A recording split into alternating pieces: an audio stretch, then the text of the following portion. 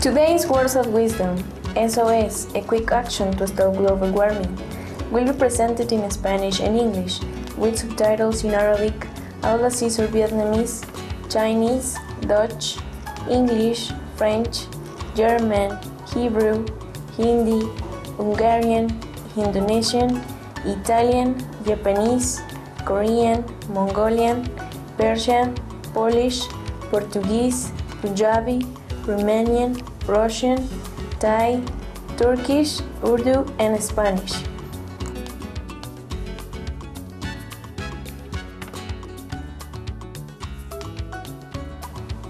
México o los Estados Unidos mexicanos están localizados en el sur de América del Norte. Su capital es la Ciudad de México, una de las ciudades más grandes de la Tierra.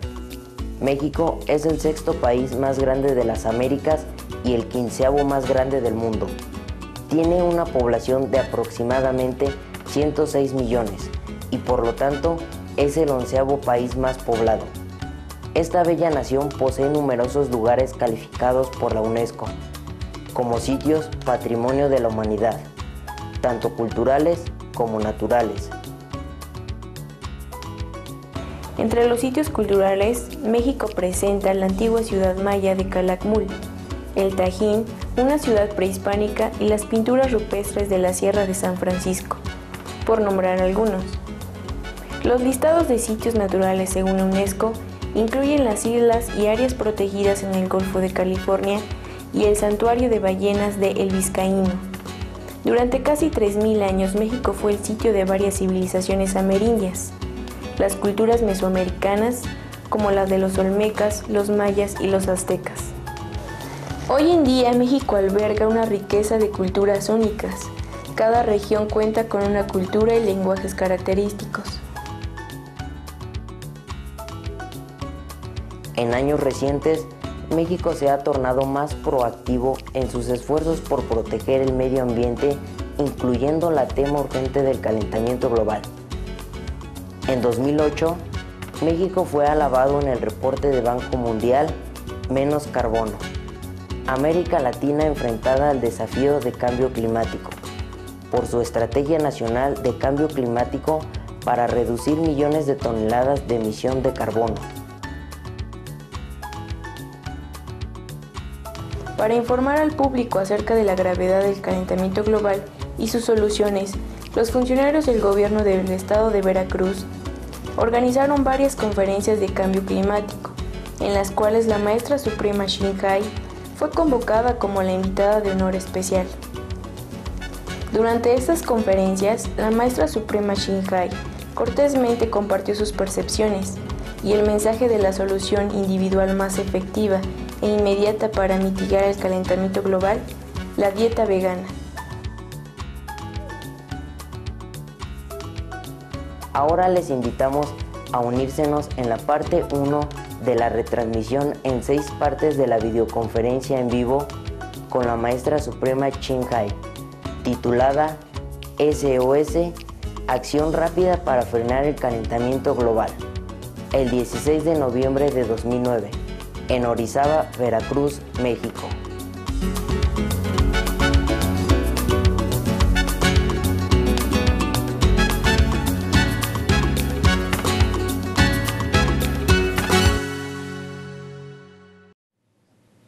Good afternoon, esteemed leaders, distinguished guests, supportive viewers of Supreme Master Television, and friends.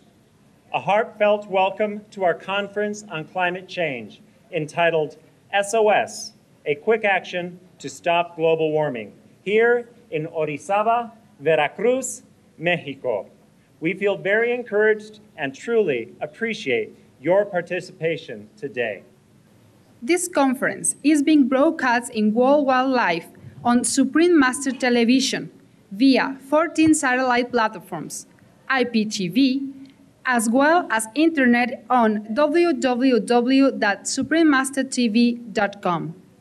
In addition, it is being aired on live radio in Mexico on XETQ 850 AM Orizaba, Veracruz, XEOV 1240 AM Orizaba, XHPG-FM Córdoba, XEDZ 580 AM Córdoba, Veracruz, and Radio Orizaba S.A.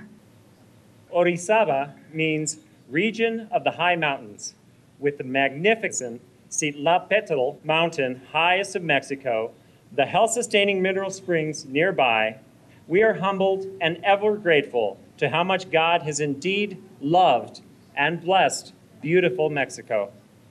To begin, we have some good news to share with you about some major steps the Mexican government has been taking to protect this precious country.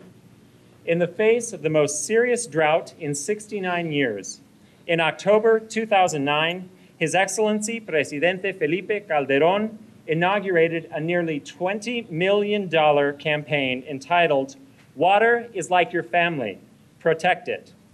All Mexican citizens are being encouraged to take special care to preserve this precious resource. In fact, President Calderón is very committed to taking action to curb global warming. His Excellency has pledged to decrease greenhouse gas emission by 50 tons per year until 2012. Also, in April of 2009, the U.S.-Mexico Bilateral Framework on Clean Energy and Climate Change was released. This document outlines the collaboration between Mexico and the USA in the areas of sustainable energy, protection of forests, low-carbon energy technology, and more. This shows that Mexico is seriously searching for solutions to safeguard our world and is willing to take the necessary action. The state of Veracruz, so rich in natural beauty and resources, is at the forefront for the efforts to protect the environment. A vivid sign of this commitment is the presence of a number of mayors from cities throughout the state. And we would like to extend a warm welcome to them today and introduce them to our local and global audience. First, our host city of Orizaba, Honorable Juan Manuel Diaz-Francos.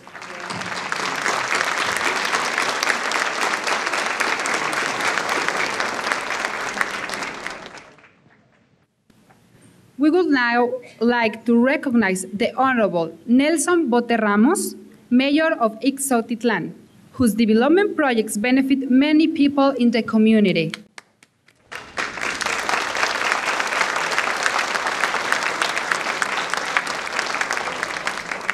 The Honorable Ángel Sánchez Rincón, Mayor of Fortín de las Flores, has been very active in providing the necessary help to regions affected by recent heavy rains.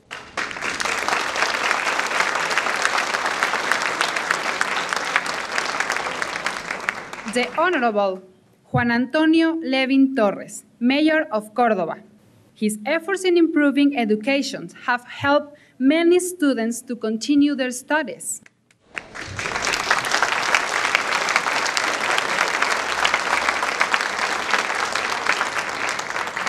The Honorable Luis Flores Trujillo, Mayor of Zongolica.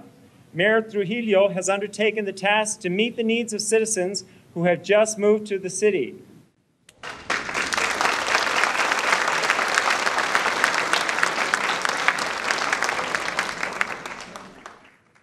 The Honorable Octavio Misael Lorenzo Morales, Mayor of Atzacán.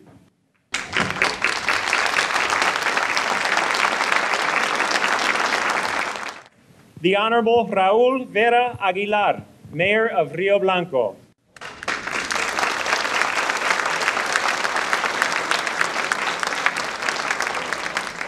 The Honorable Dulce María Romero Aquino, Mayor of Camerino Zeta Mendoza.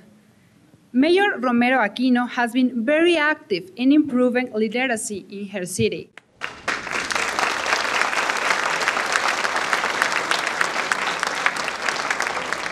The Honorable Miguel Romero Retana, Mayor of Nogales. Similar to Mayor Romero Aquino, improving the citizens' literacy and enhancing the education system is one of his priorities.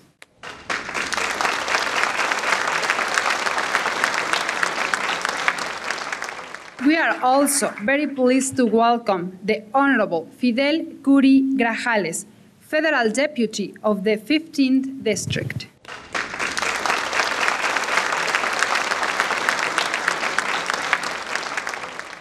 The Honorable Alfonso Torres Gonzalez, Mayor of Mariano Escobedo.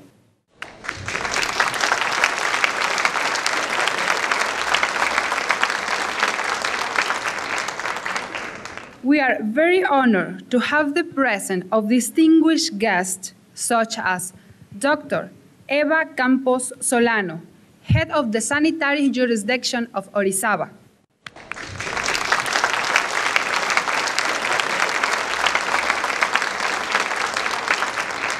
Ms. Lucina Chua Gonzalez, General Secretary of the Union of Workers of Orizaba.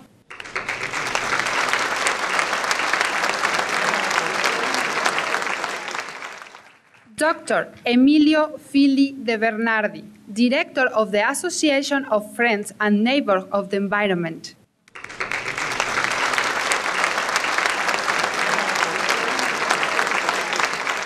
The Honorable Edgar Curi Grajales, Syndicate of the City Council.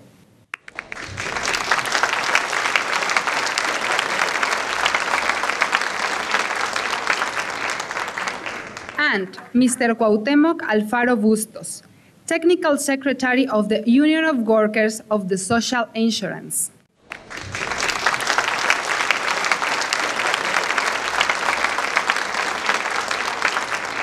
Thank you all dignitaries and participants for your very much valued attendance at this conference. We have come together to find the most effective way to save our planet, as time is running out. According to experts, global warming is happening at a much faster rate than earlier scientific predictions. Important findings, such as the release by the World Watch Institute, tell us that the livestock industry is responsible for over 50% of the greenhouse gas emission. And this is thought to be a conservative estimate. And reports with newly discovered facts are constantly increasing this percentage. Thus, the fastest way to reduce greenhouse gas emissions is to stop its #1 source, livestock breeding. Besides her natural beauty, Mexico is also the cradle of a number of glorious civilizations. We know that among these splendid cultures of the past, the Mayas face decline because of the overexploitation of the natural resources. Today, even as we reach the end of the Mayan calendar, the humanity faces environmental catastrophes that the Mayans predicted. Species are disappearing every day. The dead zones in our oceans are increasing in size, and the latest swine flu epidemic is spreading quickly. Today's environmental crisis is no longer the problem of any one culture or country. Ladies and gentlemen, let us watch this short video on climate change, which addresses the urgency of our current situation and proposes a practical solution.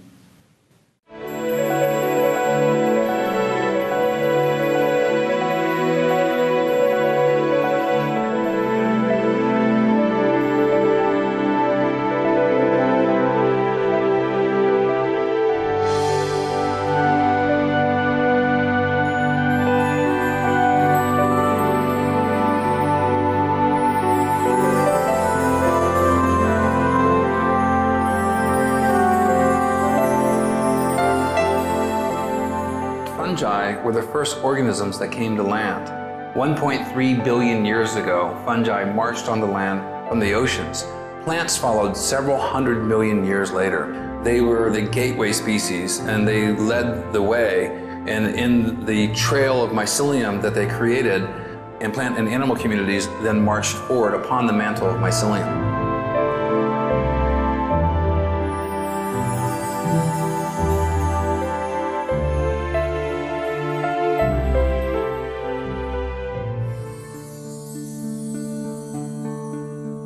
Every day, up to 270 species are erased from existence.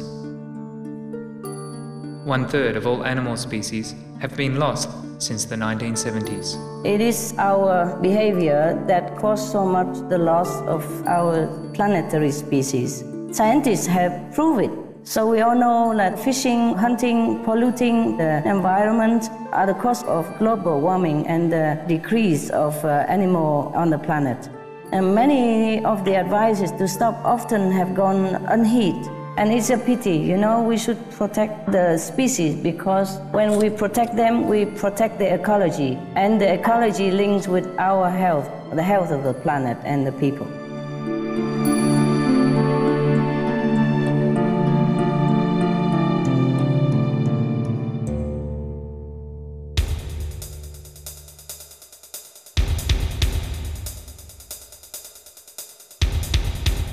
According to the World Health Organization, the 2009 swine flu pandemic is the fastest ever spreading pandemic in history, with millions today likely to be infected. Canadian agencies have seen a 99% correlation between the number of pig factory farms and the total number of human swine flu cases per province. When we cram tens of thousands of animals into these cramped, filthy football field-sized sheds to lie snout to snout atop their own waste, it's just a breeding ground for disease.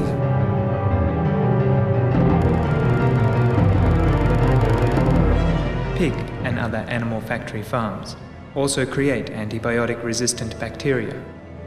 In the US, where 70% of all antibiotics are fed to farm animals, bacterial infections claim 18,000 human lives each year, which is more than all the AIDS fatalities in the country.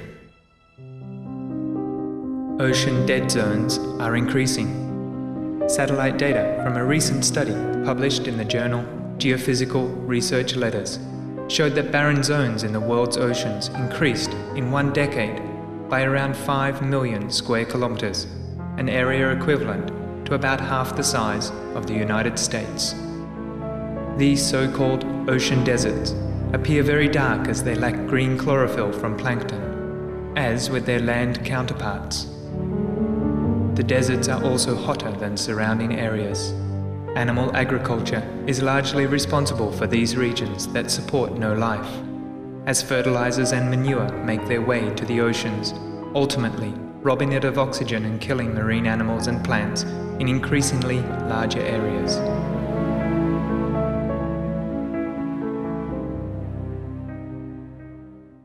Since people found out about this talk that I was going to give here today, I've received a number of emails from people that I respect saying that the 18% figure is an underestimate. It's a low estimate, and in actual fact, it's much higher. And I just had some information just recently that the new figures now indicate that at least half of the greenhouse gases that are up there now, not the 15 or 20%, at least half, and maybe considerably more, are due to livestock production. Greenhouse gases are emitted during virtually every step of the meat-producing process. Of the 3 major greenhouse gases, carbon dioxide, methane, and nitrous oxide, methane is up to 72 times more potent than CO2, while nitrous oxide is up to 300 times more potent. Sure, we have to deal with CO2 in the long run. But if you want to make an impact on climate in the next 20 years, the place to do it is with the shorter-lived greenhouse gases, most important of which is methane. We have a critical environmental crisis now happening with effects that we're seeing around the world, and if we want to address the warming we're seeing now, the best bang for our buck comes in addressing the other gases, mostly methane, and its #1 source, animal agriculture.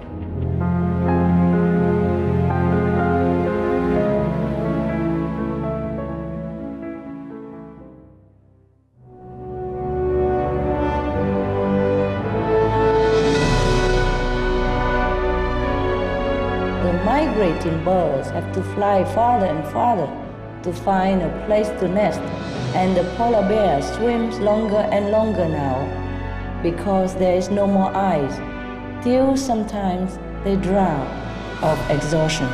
Or why the neighboring country has so many floods in recent years, so many disasters, etc., etc. Tell them how climate change is affecting real life, real animals, real people, and their own lives as well. But it's also important to show the young people that there is still hope. We can still save the planet. It's a chance to be true heroes by being vegan and spread the news of this solution. Together, we can save lives.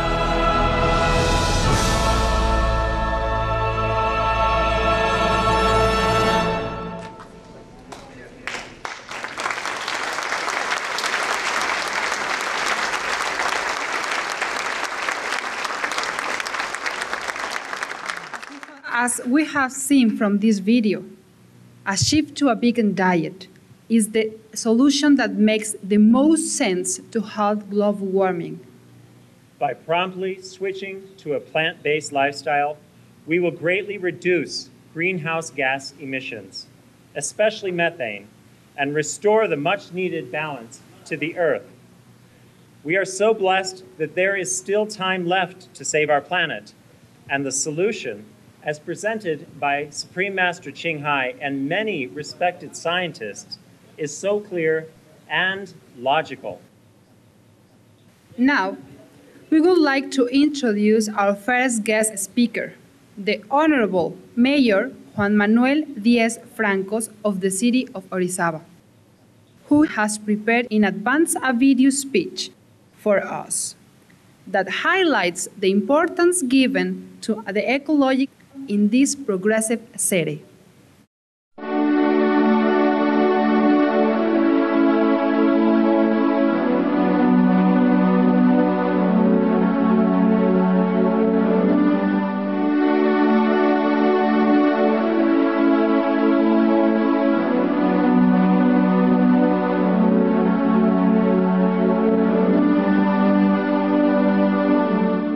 Soy Juan Manuel Díaz Francos, presidente municipal de Orizaba, Veracruz, República Mexicana. Nuestra ciudad es la cuna del fútbol nacional. Fue la primera en tener un campo de golf y donde las hidroeléctricas se instalaron en el país. Una ciudad llena de historia, pero consciente de que el progreso debe ser sustentable. Es por ello que te envío este mensaje. Tal vez veas esto y pienses, es la naturaleza.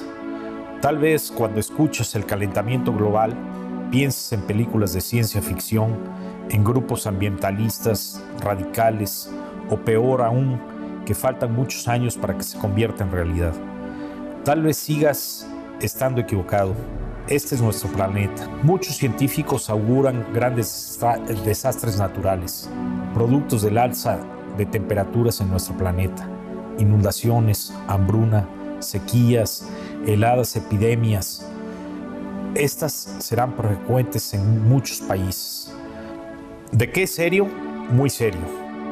Pero lo peor de todo es que nosotros mismos somos los que estamos colaborando con el calentamiento global de nuestro hábitat, al utilizar combustibles fósiles, permitir la contaminación industrial y la destrucción de bosques y de las tierras húmedas.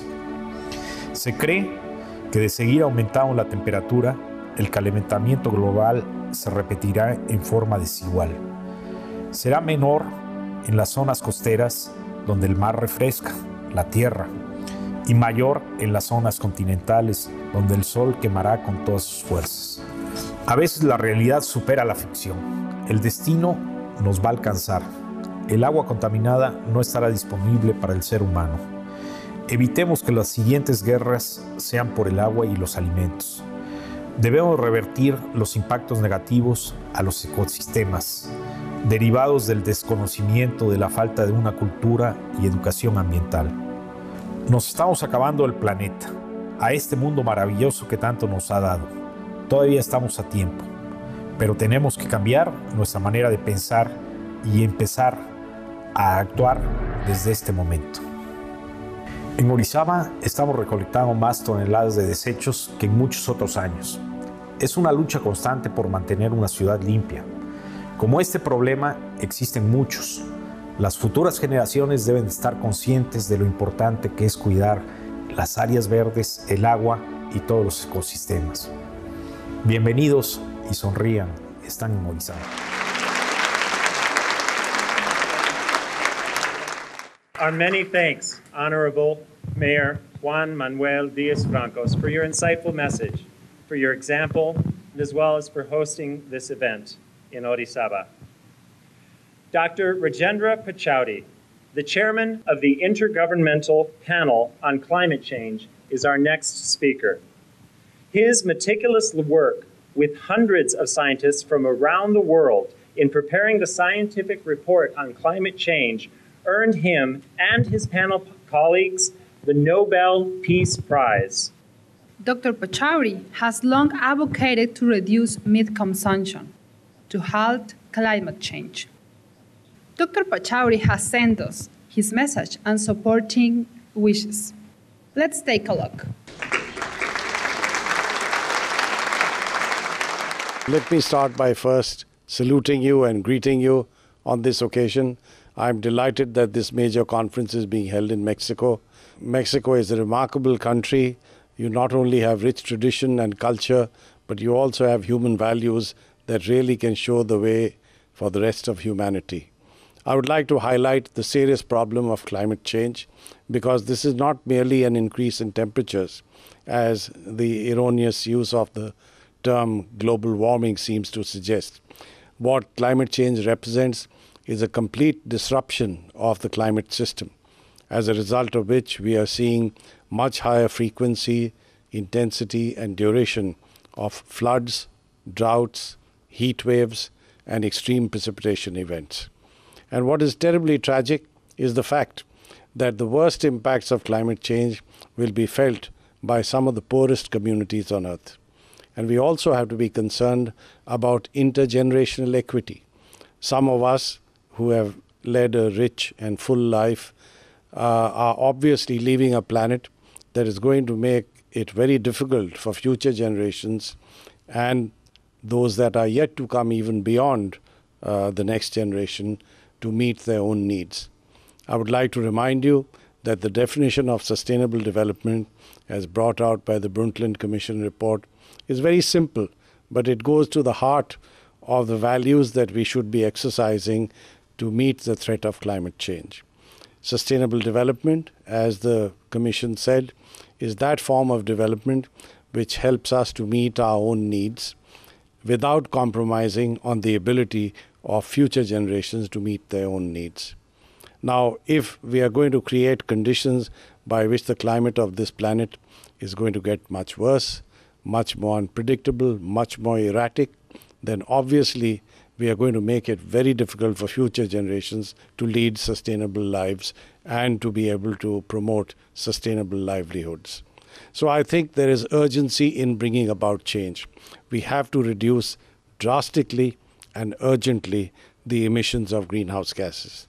Now, one means by which we can do that substantially is through changes in lifestyles. And the question you could ask is, what changes in lifestyles? Well, we certainly have to use energy much more efficiently in everything that we do, but we must also look at our eating habits. We have become much too addicted to excessive consumption of meat and animal proteins, and we have to move away from that.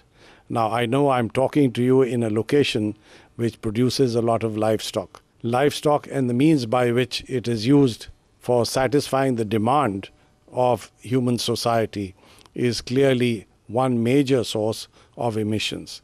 There are varying estimates. The FAO brought out a report where it said that about 18% of the total emissions of greenhouse gases come from the livestock cycle. But if you look at what they have done, clearly there are some elements that have been left out of that estimate. Other estimates indicate a much higher percentage of emissions from this source. However, what I'd like to submit is what I've been saying in various parts of the world. If you eat less meat, you would be healthier, and so would the planet. According to several sources, it is also one means by which human health is impaired and affected seriously. So please keep this in mind. We owe it to ourselves. We owe it to the future of every living species. And unless we bring about a radical change, which I can assure you, as someone who turned to vegetarianism several years ago, you'll feel much better. And future generations will feel very good about you. Thank you very much.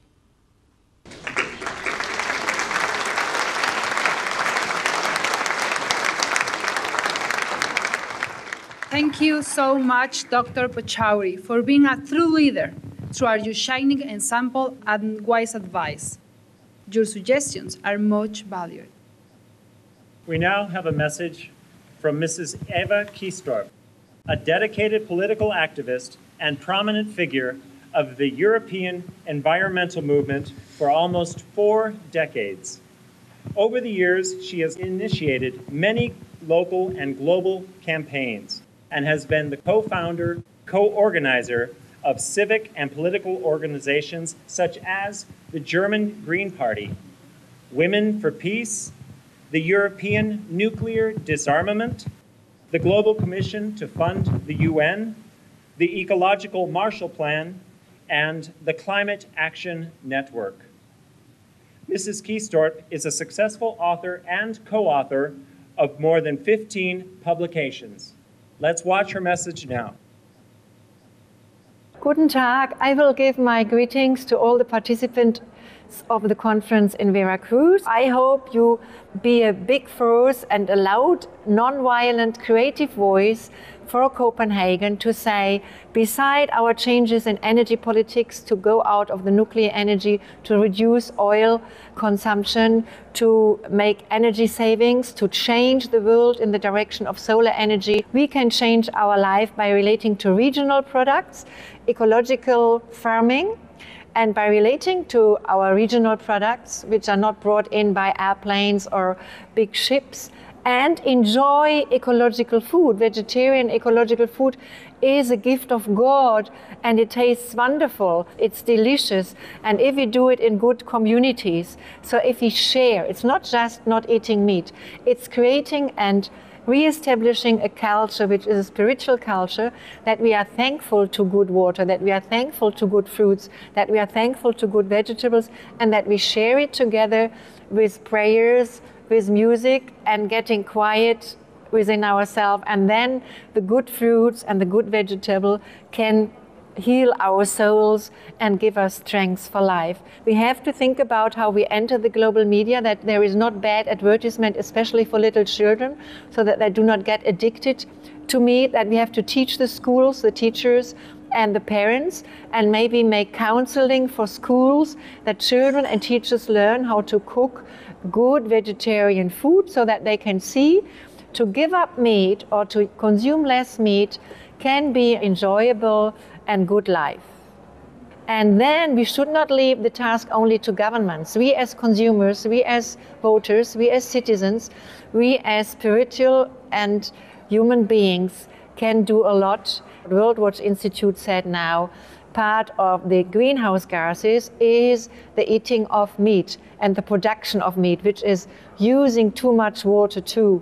And we have water problems, we have desertification problems, we have food and hunger problems in the world beside climate change. So to reduce the use of meat, and even not to eat meat, but to be clear vegetarians and to lead a spiritual life with meditation and with a spirit of non-violence can be very important in the fight against climate change and for a more peaceful world, which I hope, my dear Mr. Shanghai, will include women's rights too, and will give back dignity, especially to older women who try to save the earth.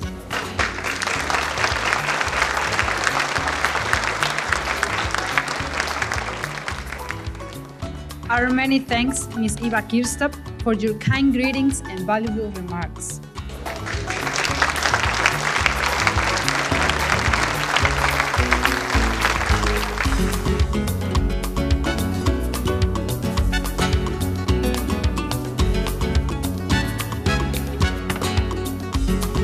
Hay gente concientizada y bueno, pues yo creo que gente que se va a tarea para meditar en el hogar con la familia, para tratar de convertir los hábitos de alimentación de manera diferente y sobre todo en el esquema de haber conocido lo que implica el cambio climático, lo que implica el calentamiento global.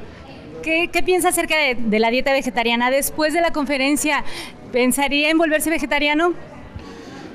Bueno, lo cierto es que yo cada vez consumo mucho menos carne.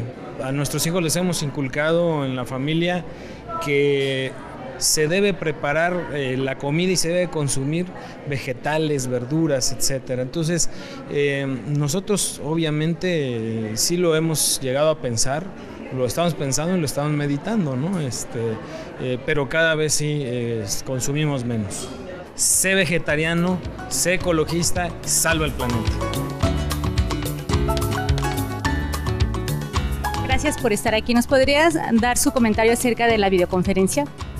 Pues un tema bastante interesante, mucha reflexión hacia lo que generalmente escuchamos para combatir el calentamiento global y pues sobre todo diferentes opciones que hay en favor de nuestro planeta. Creo que es bastante interesante y muy atractivo también. ¿Qué te ha parecido esta videoconferencia? Interesante porque habla sobre nuestro planeta y que lo tenemos que cuidar. Es algo genial porque nos hablan de los seres vivos. A mí me parece perfecta, ¿no? Porque tenemos que salvar nuestro planeta. ¿Tú te convertirías en vegetariana, Mariana?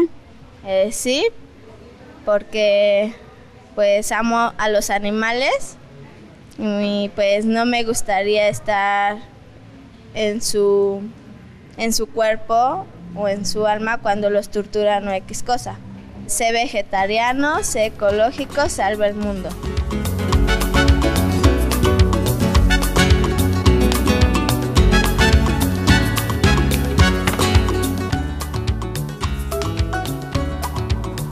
Gracias televidentes amantes de la Tierra por su compañía en el episodio de hoy de Palabras de Sabiduría.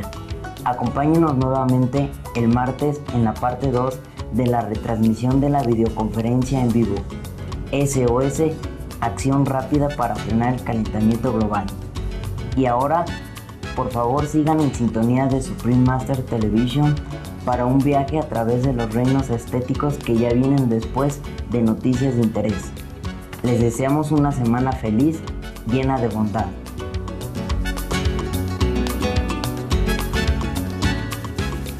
Thank you, our loving viewers, for your company for today's episode of Words of Wisdom. Join us again Tuesday for part 2 of the rebroadcast of the live video conference, SOS, a quick action to stop global warming. And now, please stay tuned to Supreme Master Television for a journey through aesthetic realms, coming up next right after Noteworthy News. We wish you a happy week full of loving kindness.